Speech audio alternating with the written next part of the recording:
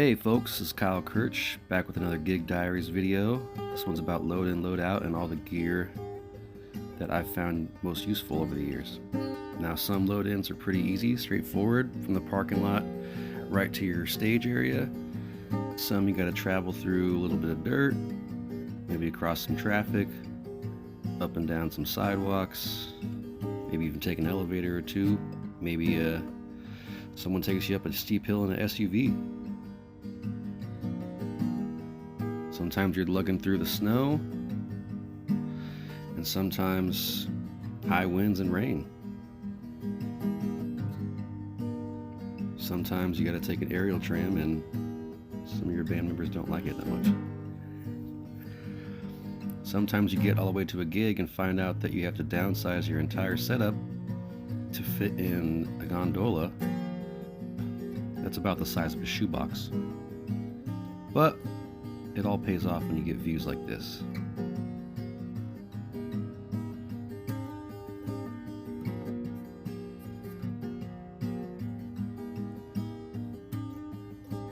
But the majority of what I do is drive.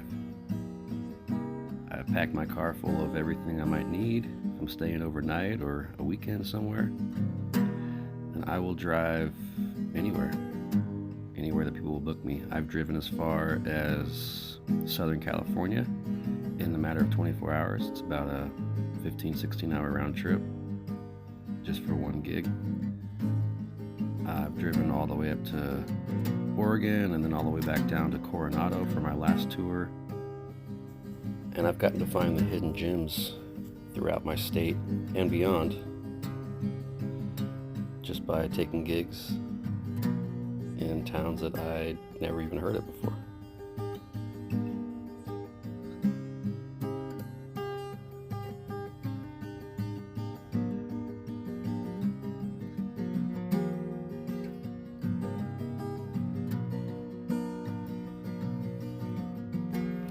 And now onto the gear. So I use this rock and roller cart. I've used it for the last few years. I want to take a brief second to talk about it because although it does get me from A to B, it does have its issues. The wheels are not very sturdy. The pulley system can be a little annoying for raising and lowering the bars. And I've had experience with a couple different carts. The other guitarist in my band and my good friend Joel has experience with many different carts, many different companies. They all kind of have the same issues of bad casters, bad wheels. But overall it gets me from A to B.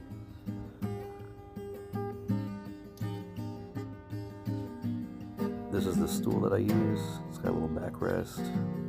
This gig rider bag is kind of growing on me, but it does have its problems. It can't really stand upright, and I'm hoping there's a simple solution to that. Every now and then I can get the counterweight to balance out. This thing is one of my favorite purchases of the last, I don't even know how long, years.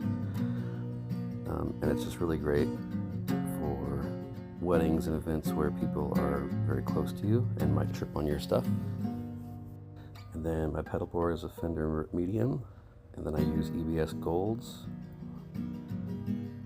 My microphone, and then I use this Diaries accessory tray system. My main sound is a Bose Pro 8, and of course you gotta buy the bag, but well worth it. And once everything's set up, you just display your cards and stickers and any merch that you have. Maybe you gotta change a string last minute because it broke during sound check. And then you just have fun. Take requests, say hey to folks. Sometimes there's only a few people dancing.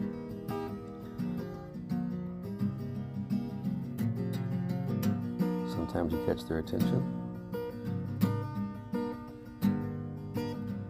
And sometimes people are really having a good time.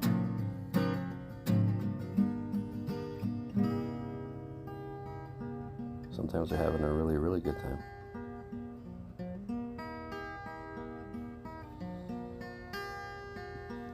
And then before you know it, it's time to pack up. Try to get out of there as quickly as possible and keep everything compact and tight, and that's one of the main factors of me getting rehired is I can kind of fit into any area, and I always keep my empty bags out of the way, and I always wrap up pretty quickly.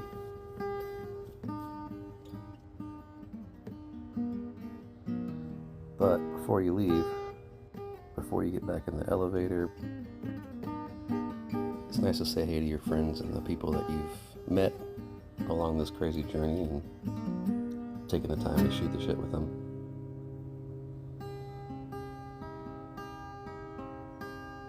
These are the people that will help you get booked again. I can't count how many gigs I've gotten because staff or regular patrons have DM'd or called or messaged the owners. Also be sure to say bye to all the dogs and drop off any of your glassware or food. Just save them an extra step.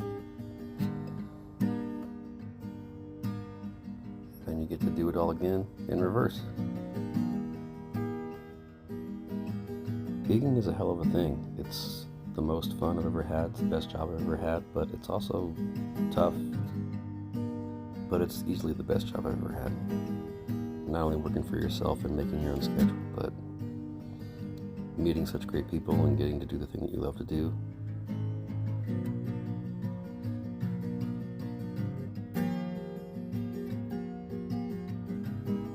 I don't know if I could ever go back to a 9-to-5 again. It's been 4 years already, and I can't wait for what's next. Thanks for watching.